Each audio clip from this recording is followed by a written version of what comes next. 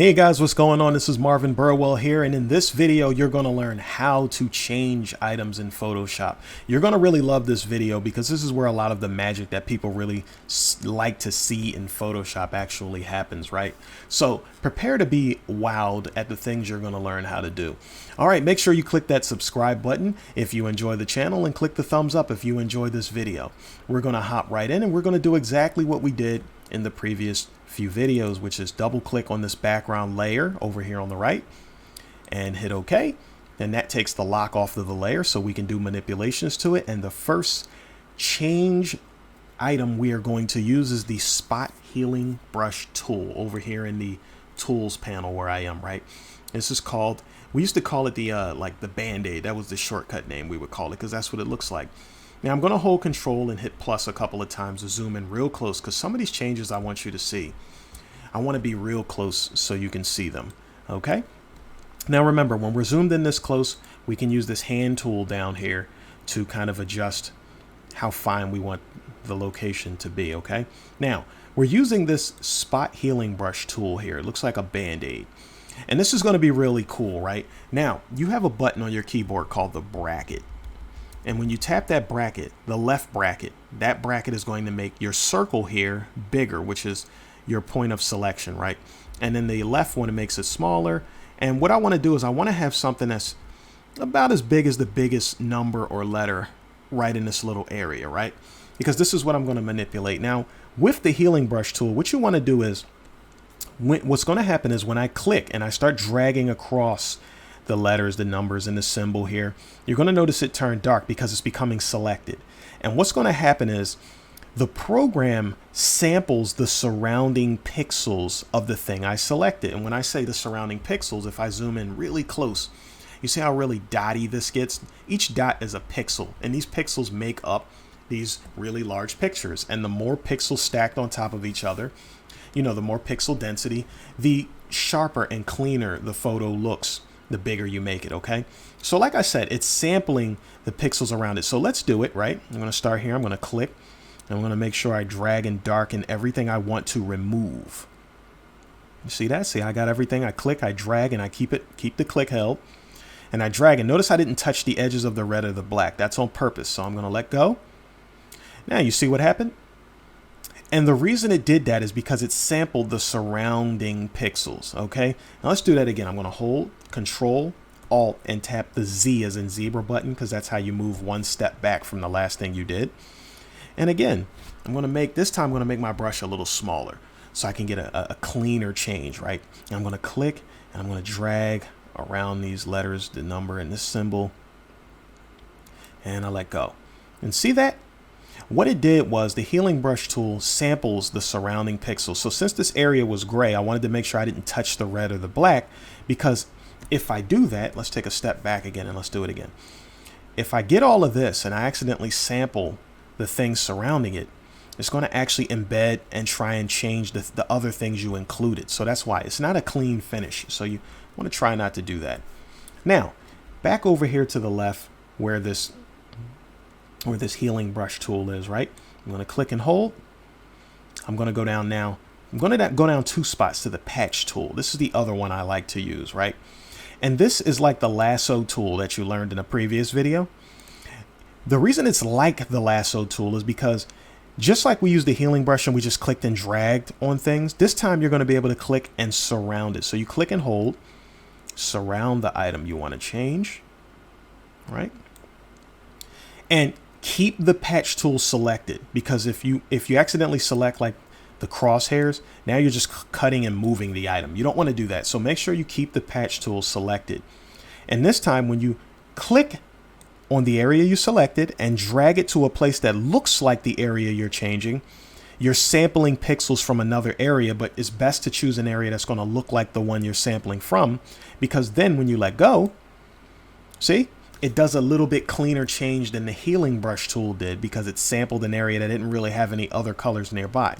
Now, this is not a perfect sample because I can still see a little bit of orange because this area is really tight, really close to the red. So sometimes a little color can tend to get mixed in. So I'm going to do my step backwards again, and I'm going to hold Control and hit D to deselect that there. And now we're going to move on to a tool that you're going to see do a little bit cleaner of a job. Now it's only going to do a cleaner of a job because of the situation I'm in. You want to always choose the best tool for the job. And I'll show you why. So this next tool is right below the patch tool. Let's change that back to spot healing. And right below is called the clone stamp tool. Now, just like the patch tool, I have this little circle and I can hit the brackets, you know, to make it larger, make it smaller, things like that. But there's a different way to use this. Now, with the clone stamp tool, wherever you, and let's start talking about this. If I hold the Alt button, you see the circle changes to a smaller circle with a cross. What you're doing is you're designating where your starting spot is going to be for your clone stamping. So I'm going to click just above the M and let go of the Alt button. Now the computer has locked into where my clone is going to start from. So now I'm going to move to the opposite side of the red. And if you look really closely, you can see that the sampling spot that I started from, it's inside the circle because it's letting me know where my starting sampling is going to come from. So when I click and hold down, there is a crosshair that shows up where I originally sampled from right above the M. Now keep the click, keep it held down, and start dragging in the direction that you started your sample from downward so that you can clone the things that you're about to see. So let's start dragging. See that? Because it's cloning perfectly from where I started my sample. You see? So now I've perfectly cloned the thing that I started the sample from, right? Now let's go back one step. Now let's do this again. Let's hold Alt. And this time, let's start at the edge of this red bar. And then we'll move over. And you can see the preview that it's the edge of the red bar.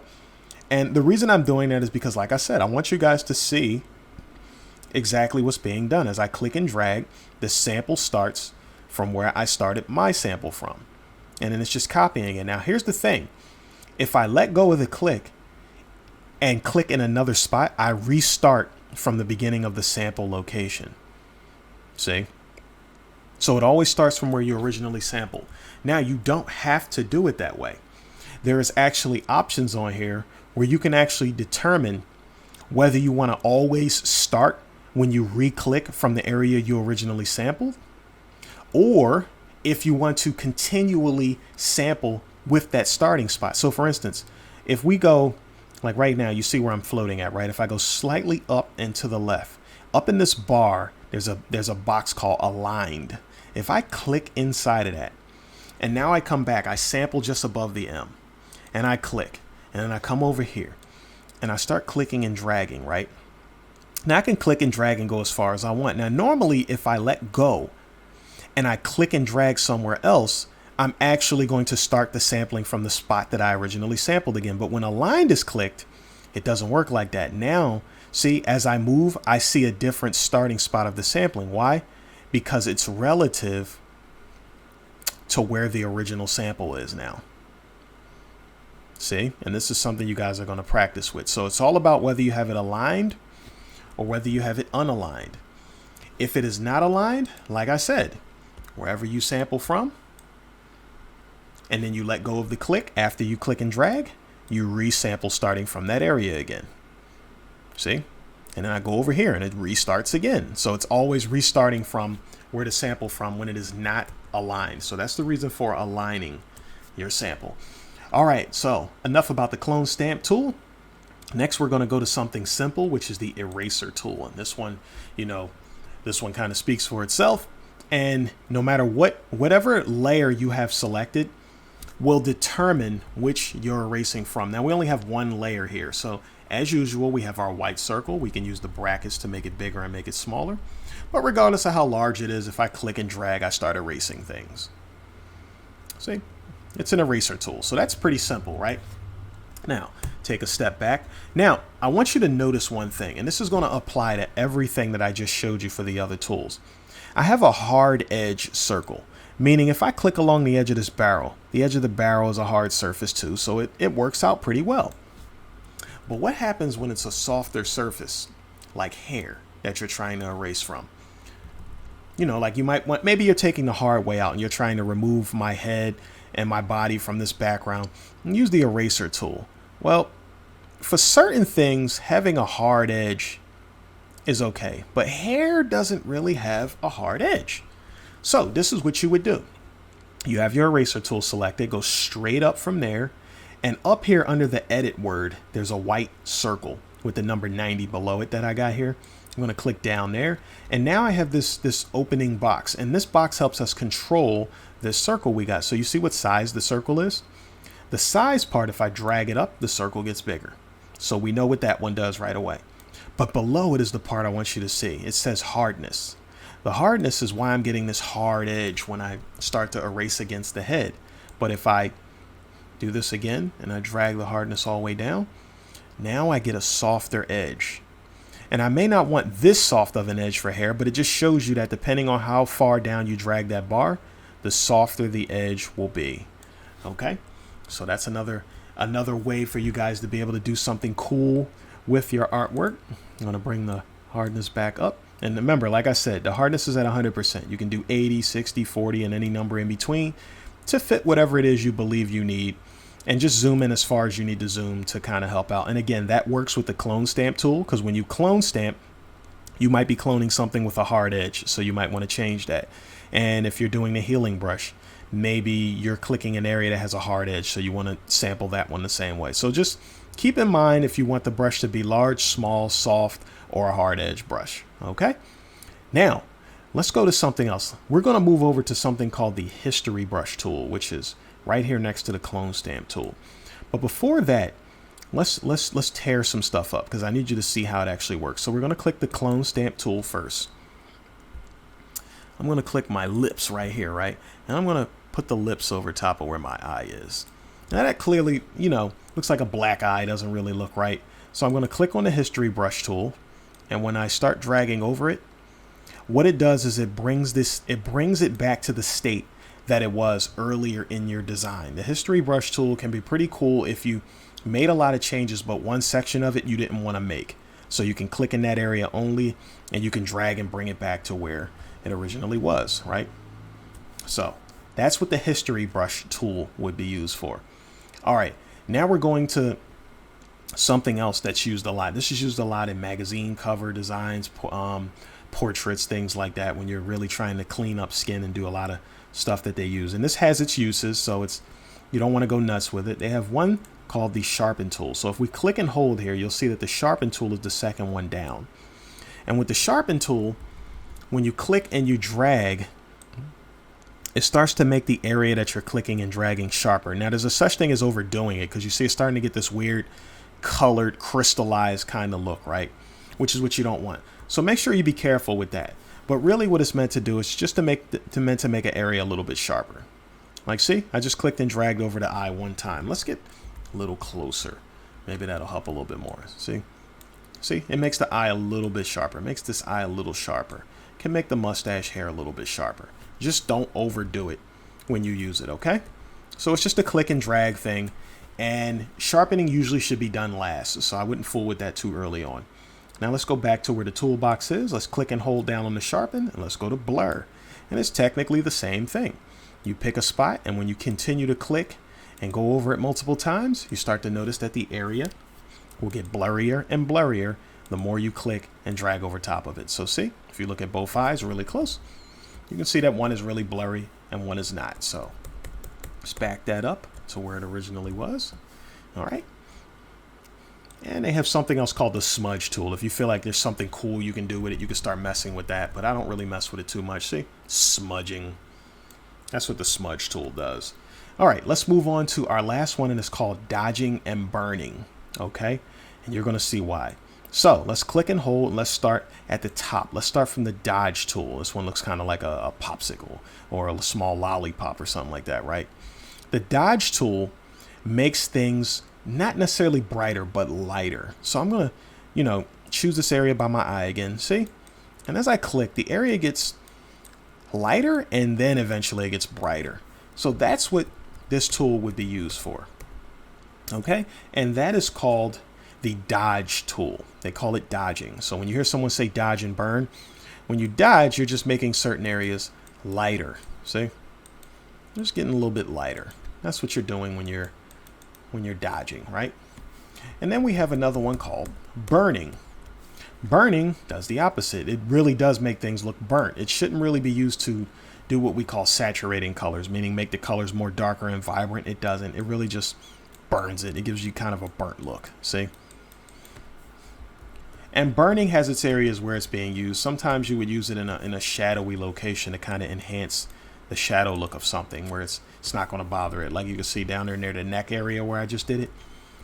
It's an area where things will get darker and it doesn't bother you too much. See? That's all it's really doing. So that's what dodging and burning actually does. Okay.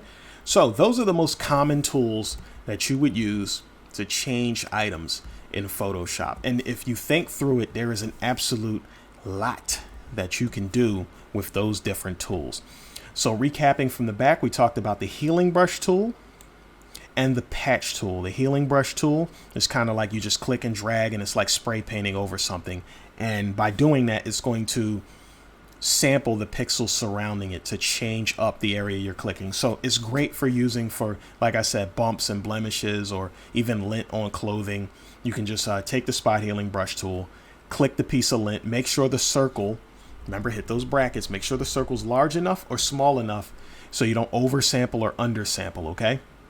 Then you have the clone stamp tool, which is a more refined version of using the spot healing brush tool, right? Because with the clone stamp, you would hold that Alt button and you would sample, and then you would use that sampling to help you clean up, another area. So for instance, if you got a picture where there's wooden floors and the wooden floors have a pattern to them, the wooden floors are made up of individual like planks of wood or whatever, right?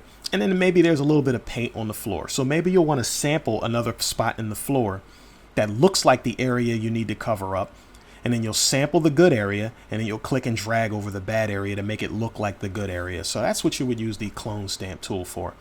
And remember, back up here under the healing brush, there was the patch tool, which is where you could choose the exact shape of what you select. And then you click and drag it to the area you want to sample to help remove things from the unclean area that you want to clean up. Okay. After that, we talked about the eraser tool, which was pretty simple. That's just clicking and dragging to erase, right? And then we moved on to the history brush tool, which is after you've done a bunch of different stuff to your actual picture, you might find out that maybe just a section of it you did wrong. So you might history brush it back in. And you see this has a soft edge to the history brush, just like all the other brushes can have too. Just make sure you go back up there in the corner, like I said, and you make sure you choose the hardness or the softness that you think you require to make the change you want to be able to make. And after we talked about the history brush, we talked about the blur tool, and we talked about the sharpen tool, which are pretty obvious. If we have the sharpen tool and we click over certain areas, it will make it sharper. The blur tool will make things more blurry. Sometimes you have people in the background on photos that are kind of taking away from where you want the people to look in the photo, so you might want to blur that area out. Okay. And then we moved over to dodge and burn, which was pretty simple. It was nothing more than we were just certain areas that might be a little dark. You might dodge them and make them a little bit brighter, right? See that? And make them a little bit brighter. And then we had the burn tool, which was the last one, which pretty much just made areas a little bit darker, right? And as we continued to click, it got a little bit more and a little bit more darker, right? And that's pretty much that. So there are some of the coolest manipulation tools, and there is a lot, trust me, a lot when you get really good at Photoshop and working with portraits and pictures that you will do with those features. So I thank you guys for joining me in this video. Make sure you click subscribe if you have not done so already, and click the like button if you enjoyed this video. And we will move onward to more Photoshop tutorial videos in the future. I thank you guys for checking it out. I will catch you later.